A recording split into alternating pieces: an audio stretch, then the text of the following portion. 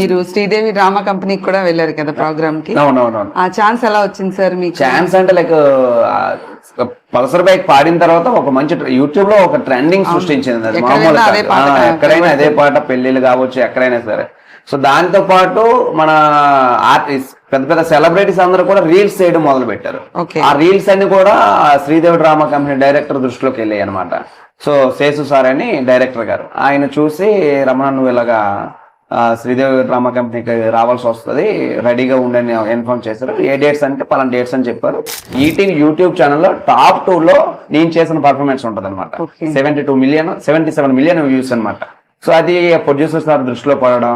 So Ramana వస్తే ఇంకా maximum నేను ఆ పర్ఫార్మెన్స్ చేసిన తర్వాత 1 వీక్ to 10 days ట్రెండింగ్ లో ఉంది. హాయ్ అండి, నేను మీ పల్సర్ బైక్ సింగర్ రమణని. సో నేనైతే ప్రెసెంట్ ఈ రోజు కెమెరా ముందుకు రావడానికి ఒక మంచి విషయం మన విజయనగరం ప్రాంతం వాళ్ళందరికీ కూడా చెప్పాలని ఆలోచనతో వచ్చాను. సో ఈ విజయనగరంలో తెలుగు వెబ్ ఛానల్ అని ఒక యూట్యూబ్ ఛానల్ క్రియేట్ చేయడం జరిగింది మా ఫ్రెండ్. సో నా ఛానల్ ని అదేవిధంగా నన్ను అయితే ఎంతగానైతే సపోర్ట్ చేశారు. సో తెలుగు వెబ్ ఛానల్ కూడా మీరు అందరూ కూడా అలాగే సపోర్ట్ చేస్తారని మనస్ఫూర్తిగా కోరుకుంటున్నాను.